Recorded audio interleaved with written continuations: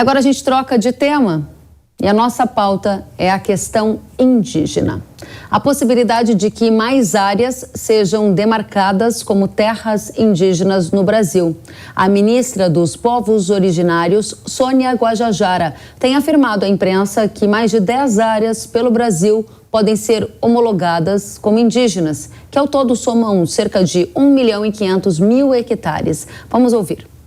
Nós temos 14 processos identificados já, que estão com os estudos prontos, né, já concluídos, já tem a portaria declaratória. Nós temos uma terra no Ceará, 2 terras na Bahia, uma terra na Paraíba, aí Santa Catarina, Rio Grande do Sul, Acre, Amazonas e Mato Grosso.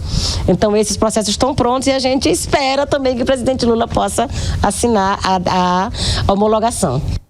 Nós preparamos uma arte para você acompanhar, quem vê a gente na televisão, com essas áreas que podem ser demarcadas, conforme disse a ministra Guajajara. Você vê a localização dessas regiões espalhadas pelo Brasil. Eu quero chamar a atenção para as regiões, por exemplo, de Santa Catarina, em Palhoça e Abelardo Luz. E também quero chamar a atenção para Mato Grosso, São Félix do Araguaia. Essa demarcação pode atingir áreas de produção agrícola. Então, está aí um mapa das áreas que podem ser demarcadas como indígenas muito em breve, assim que o governo federal fizer a homologação destes mais de 10 pontos que estão na tela para quem acompanha a Jovem Pan News. O nosso foco de atenção a partir de agora vai ser áreas, por exemplo, do sul, como Santa Catarina, onde há uma forte concentração de produção agrícola, e também áreas do centro-oeste, como Mato Grosso, onde também há uma forte concentração agrícola.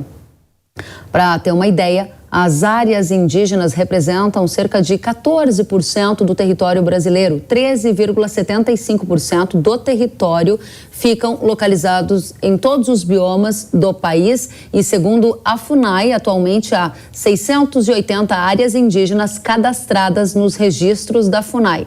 Desse total, 443 áreas já estão homologadas ou regularizadas como indígena e 237 estão sob análise. No mapa, para quem nos assiste pela televisão, a gente vê a elaboração da Embrapa, onde estão localizadas as áreas indígenas já existentes no Brasil. Vamos tratar de demarcação de terras indígenas e efeitos para agronegócio lá no sul do país com o secretário de Agricultura de Santa Catarina. Santa Catarina, que é um dos estados que está pronto para ter mais áreas demarcadas, conforme falou a ministra do Lula, Sônia Guajajara. Valdir Colato, secretário de Agricultura de Santa Catarina, é o nosso convidado. Seja muito bem-vindo, secretário, à Jovem Pan News. Uma satisfação tê-lo conosco. Obrigado, Keller. Estamos à disposição aqui em Santa Catarina, preocupados sim com a questão indígena também. Essa é uma questão que eu gostaria de entender. Por que há a preocupação? É porque estas áreas que estão prontas para serem demarcadas são áreas hoje onde há produção agrícola, onde vivem famílias que vivem de agricultura e pecuária, por exemplo? Exatamente. Além da área Morro dos Cavalos, que corta a BR-101, né? Nós temos aí problemas muito sérios, 196 hectares, passando para 2.004 hectares, onde nós teremos aí dificuldades imensas para até a área urbana. E para a passagem dessa área, está se propondo aí fazer um túnel que custa 300 milhões de reais, que foi bloqueada pelo Tribunal de Contas da União e está aí com um impasse na duplicação da BR-101, que é aqui em Palhoça, perto da capital Florianópolis. E também outra em Abelardo Luz, né, com 1.884 hectares, que são a agricultura 100%, né, e também atinge parte da área urbana de Abelardo Luz. Na verdade, nós temos 10 áreas listadas aqui em Santa Catarina, e isso representa 52 mil hectares, que para Santa Catarina, que tem pequenas propriedades, nós estamos aí com média de 50 hectares, 95% das 375 propriedades em Santa Catarina. Isso é um impacto muito grande na área da produção social, porque é pequenos produtores que estão nesse processo e precisam realmente de ter um cuidado especial. Nós estamos aí trabalhando com esse processo A Procuradoria-Geral da República do Estado já entrou com ação junto ao Supremo Tribunal Federal, e aí está a discussão do marco temporal, né? Porque se o Supremo Tribunal Federal decidir pelo marco temporal, isto é, que as áreas demarcadas em 5 de outubro de 88 para lá, né, para trás, elas são reconhecidas como terras indígenas, as outras não, né? Se esse marco temporal for aprovado pelo Supremo Tribunal Federal, todas as áreas que têm algum tipo de estudo, elas levarão em conta a imemorialidade, né, e o direito originário de você tornar essas terras indígenas, como a ministra está falando, né, alegremente, apenas ela está desconsiderando a população brasileira, o agricultor que está produzindo alimentos que chegam na mesa, e sem qualquer critério, apenas criando mais áreas. Nós temos hoje, como se falou, em torno de 14% no Brasil.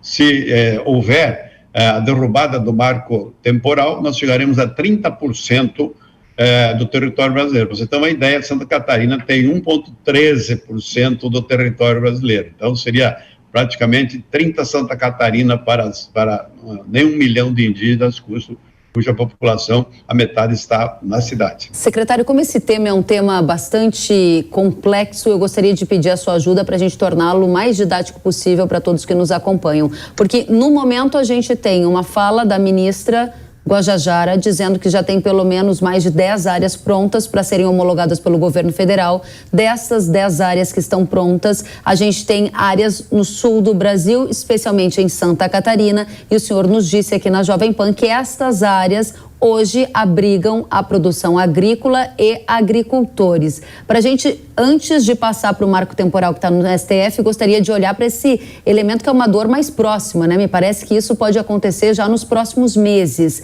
Pode acontecer nos próximos meses dessa homologação do governo acontecer? E segundo, se acontecer, quantos agricultores serão impactados? Terão que disputar a mesma área com indígenas, porque vai ser uma condição complexa, não? Nessas 10 áreas, as anunciadas foram 2 áreas, que é a Morro dos Cavalos, que pega também perímetro urbano, e a Imbu, que é em Abelardo Luz. Aí nós temos nessas 2 áreas mais ou menos 500 famílias, né, que são produtores, que produzem milho, arroz, soja, suínos, aves, leite, enfim, todo um processo. E também pegam parte de áreas urbanas, né, que deverão, então, ser tornadas indígenas, que a gente não sabe exatamente quantas pessoas impacta, mas com certeza muita gente está dentro dessas áreas que estão pré-demarcadas. Essas famílias de agricultores familiares, ou seja, são propriedades com cerca de 50 hectares, que tipo de produção o senhor já respondeu? Tem soja, tem milho, tem pecuária leiteira, imagino. E como é que fica? Essas famílias seriam indenizadas? O governo estadual está preocupado com isso? Está conversando com o governo federal? Como é que se resolve isso, secretário? Há um conceito de que se as áreas forem reconhecidas indígenas, elas voltam às origens que é os indígenas. Então, elas são propriedade dos indígenas e elas passam, então, aliás, elas são concessões para os indígenas porque são terras ditas, então, devolutas que pertencem à União. Então, não tem direito à indenização a não ser as benfeitorias e aquelas que segundo eles, foram construídas de boa-fé. Boa-fé, não sei o que o pessoal entende disso, mas dizer que alguém soubesse que era terra indígena e fosse construir alguma coisa lá. Mas são áreas com 150 anos de escritura pública dada pelo Estado, né, e que foi agora querendo ser transformado em indígena. Então, na verdade, teria que, se você ver legalmente, o Estado indenizar os agricultores, porque hoje essas áreas são propriedade do Estado. Só que aí a gente chega num ponto ainda mais delicado, secretário, que são famílias que há décadas construíram as suas histórias nesses lugares, e se eu gostaria de entender, elas têm o título de propriedade, e aí elas estão sendo convidadas a se retirar, grosseiramente dizendo, com uma mão na frente e outra atrás? Exatamente. Nós temos problemas do seguinte sentido. áreas em que os agricultores estão produzindo, e a notícia de que seriam transformadas em terras indígenas, embora estejam ajuizadas, e a nossa Procuradoria e o Estado está, né, nessas ações com amigos cures, eles entendem que anunciada a área já começa a invasão ou a pressão em cima dos produtores. Olha, se você não nos der parte da colheita, você não vai colher. Se você não dividir conosco, você não vai ter a condição de plantar. Então, tem todo esse processo que nós estamos aí com dificuldade, inclusive, para fazer a colheita em algumas áreas que estão anunciadas pela ministra aí como provável homologação de terras indígenas.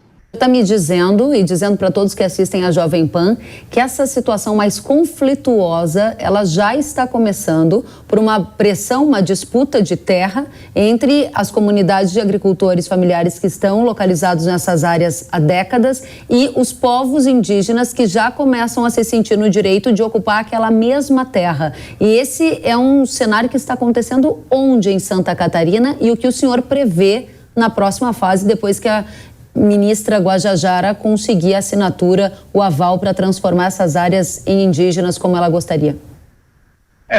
Uma das áreas que está sendo anunciadas como provável criação de terra indígena é a Belar do Uzimbu, né? Onde há esse conflito há muito tempo, onde os indígenas entraram numa área, depois saíram, agora estão nas margens dessa área e fazendo então esse tipo de vamos dizer, chantagem. Se não deixar parte da produção, nos der certa quantidade da colheita, nós vamos impedir que seja feita a colheita. Nós temos esse conflito há alguns anos já, e agora se agudizou pela notícia que chegou, que a ministra está anunciando como uma área que vai ser homologada como área indígena. Secretário, o senhor há muitos anos faz parte do agro brasileiro, sabe que a gente já teve situações de conflito, até derramamento de sangue, infelizmente eu preciso lembrar disso, em função de conflito de terra no Brasil. Essa situação estava apaziguada e agora o que o senhor está me dizendo é que os ânimos começam a ficar mais exaltados novamente. Como o estado de Santa Catarina pretende resolver essa situação? Os produtores rurais serão obrigados a deixar as suas residências? Nós estamos trabalhando e está se envolvendo aí o governador, os procuradores, né, para ver se a gente resolve isso numa conciliação, numa negociação, para que esses indígenas e os agricultores possam chegar a um acordo. Mas esse entendimento é muito difícil, porque os indígenas entendem que as terras originárias são deles, e há muitas ONGs, muitas pessoas insuflando aí essa discussão, esse conflito, que realmente é muito difícil você chegar a alguma conclusão. Então, na verdade, hoje a decisão é mais da justiça do que qualquer trabalho de você buscar a conciliação através do diálogo. Conciliação através do diálogo, o senhor está dizendo que é difícil, e aí entra a justiça. E agora eu vou lhe convidar para a gente ir para a próxima fase dessa conversa, que é sobre a Justiça Brasileira, o STF, o marco temporal. Eu volto com o senhor em poucos segundos, vamos só colocar a nossa audiência na mesma página. Então a gente vai tratar agora do marco temporal. O que é isso? Vai lembrar que aguarda análise da Justiça, do Supremo Tribunal Federal, o marco temporal das terras indígenas. Atualmente o placar está empatado com um voto favorável à manutenção do marco e um contra. A tese do marco temporal prevê que só devem ser demarcadas áreas em que os índios ocupavam, em 5 de outubro de 88, a data da promulgação da Constituição.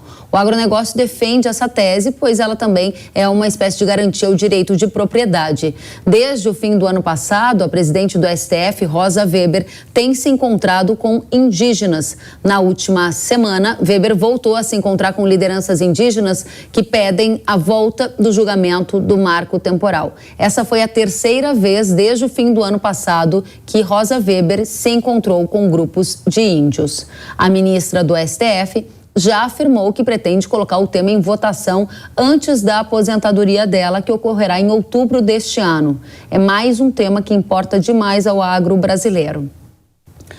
Secretário de Agricultura de Santa Catarina continua conosco, Valdir Colato. O senhor disse que esse tema vai acabar na mão da Justiça e a gente tem visto o grupo que é representado pelos indígenas bastante atuante, participando de reuniões diretamente com a presidente do STF, pedindo que esse tema seja votado no plenário.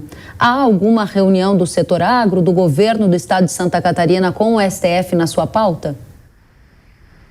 Na verdade, nós estamos trabalhando junto com o CNA, a Procuradoria-Geral do Estado, o próprio governador se empenhando para conversar com a ministra Rosa Weber e todos nós estamos aí numa angústia muito grande em Santa Catarina para que haja essa decisão.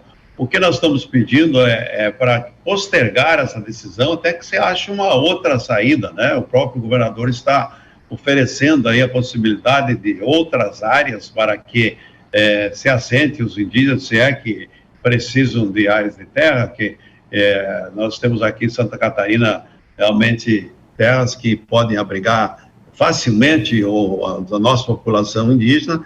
Então aí nós estamos tentando ver se nesse trabalho das ações jurídicas que tem, o Estado formou um grupo de procuradores aqui para fazer esse trabalho, acompanhar, e a nossa luta agora é junto ao Supremo Tribunal Federal e também, né, apelando aí para o mundo político, senadores e deputados, para que entre nessa discussão, na busca de uma solução que não tem outra saída a não ser essa, porque se o conflito for instalado, não sabemos quais as consequências. Então, o diálogo é importante, mas a compreensão também do governo atual, que tem uma visão diferenciada da questão indígena, da questão do sem terra, da questão do direito de propriedade, segurança jurídica, que nós precisamos disso, né? E, na verdade, o que nós precisamos aí é que o proprietário, o produtor, tenha a segurança jurídica e ele seja blindado desses problemas. Ele quer produzir, não quer ficar em conflito de terras, de meio ambiente. Ele sabe o que tem que fazer, o que é certo, e espera que o governo lhe garanta, como diz a Constituição, o direito de propriedade. O senhor trouxe um ponto que eu gostaria de explorar, porque o senhor disse assim: estamos pedindo que seja postergada a discussão do marco temporal no plenário do STF. Isso é o oposto do que o grupo de indígenas que tem visitado a ministra Rosa Weber quer. Eles querem acelerar. A conclusão que me chega no momento é: se acelerar, se o tema for a plenária agora, a chance de haver uma suspensão do marco temporal é grande? Esse é o entendimento do senhor? Pela posição que está tendo as decisões do Supremo Tribunal Federal nessa área da questão fundiária, nós tememos realmente que haja uma decisão contrária ao direito de propriedade, ao respeito à Constituição, ao direito do agricultor continuar produzindo e trabalhando, né? E sabemos que o problema dos indígenas não é terra, eles precisam de atendimento, precisam de cidadania, precisam que eles possam trabalhar, produzir, que é o que está se fazendo em Santa Catarina. Os índios se tornaram agricultores, estão plantando, produzindo em parceria com as cooperativas oferecem os insumos, eles produzem, depois as cooperativas comercializam, e esse processo está indo muito bem. Agora tem muita gente querendo atrapalhar. Infelizmente, aí nós temos hoje a produção em Abelardo Luz, que é limítrofe a essa área do Umbu, em que o Ministério Público bloqueou, né, a produção, e ela está depositada em cooperativas, eles não podem comercializar porque, segundo o entendimento do Ministério Público que atuou nessa área, as áreas indígenas não podem produzir, ele não pode ser agricultor, ele tem que ser um ambientalista e manter o meio ambiente, porque considera as áreas indígenas como área de preservação permanente. Os indígenas querem plantar, produzir, ser cidadãos, mas o Ministério Público entende diferente, que ele não pode fazer isso, e a área ambientalista também, que a área indígena é área de preservação permanente, portanto não pode ter atividade econômica e nem agricultura. Secretário, o senhor disse que se o marco temporal fosse votado agora, o senhor tem o entendimento de que o marco temporal deixaria de existir. Isso significaria o quê para o Brasil Tratando-se de quanta área o Brasil teria de aumento de demarcação de terras indígenas, o senhor citou lá no começo, né, que poderia saltar de 14% para 30%. Isso significa que cada indígena do Brasil teria cerca de quantos hectares? Hoje, cada indígena, pelas áreas que nós temos, 117 milhões, 119 milhões de hectares, que são 621 áreas, né? Teria 400 hectares por indígena, que são em torno de 800 mil indígenas, 50% estão na área urbana. E se o marco temporal cair, são 487 áreas, né, que são reivindicadas, seriam, então, mais 120 em estudos, 600 áreas, que aumentaria mais 117 milhões de hectares. Então, nós teríamos aí cerca de 30% das áreas do Brasil, que seria em torno de 240 milhões de hectares, né? E isso levaria, cada indígena do Brasil teria em torno de 900 hectares. Então, bem mais do que os 50 hectares que os agricultores da região de Abelardo Luz dispõem atualmente. Exatamente. Abelardo Luz 90% tem 15 hectares, 95% chega a 50 hectares. Essas são as propriedades de Abelardo Luz e de Santa Catarina. Claro que tem alguma maior, mas, no geral, essa é a divisão das nossas áreas de terra aqui em Santa Catarina, compostas por pequenos agricultores que produzem muito e que precisam continuar sua atividade. Secretário, a sua mensagem final para a audiência da Jovem Pan, que é uma audiência espalhada por todo o Brasil, tem muita gente em centros urbanos, tem muita gente do agro e tem muitos que estão sendo apresentados a esse debate de expansão de demarcação de terra indígena em área de produção agrícola, chance de desapropriação de centenas de famílias de pequenos agricultores, como em estados de Santa Catarina, tentativas de achar soluções. Eu gostaria que o senhor resumisse e desse uma mensagem clara. O que a população brasileira tem que saber sobre esse tema? Primeiro, nós temos uma PEC 215, que muitos anos lutamos para aprovar, permitir que se faça agricultura nas terras indígenas e que também faça-se parcerias de terras indígenas dentro do processo de produção. E eu espero que isso aconteça. Mas, além disso, nós temos que trabalhar fortemente num processo de sensibilizar a sociedade brasileira que os indígenas são brasileiros como todos nós. Então, nós temos que trabalhar uma legislação que permita que todos os brasileiros tenham direitos e deveres, índios ou não índios, e que os indígenas mantenham a sua cultura, que a gente proteja a sua cultura, mas que eles sejam cidadãos brasileiros que possam trabalhar, produzir e se transformar em agricultores, que é o que a maioria quer fazer, e certas ONGs ou pessoas que não entendem esse processo, têm outros interesses, não permite. Secretário de Agricultura do Estado de Santa Catarina, Valdir Colato, agradecemos demais pelos esclarecimentos. A gente deseja que essa situação, que é bastante delicada, se resolva da melhor maneira e que esses centenas de agricultores não tenham a sua propriedade retirada e o seu direito de produzir reduzido a zero. Vamos continuar acompanhando atentamente. Qualquer novidade, o espaço é seu, pode voltar aqui quantas vezes for necessária. Volte sempre. Obrigado. Obrigada a você.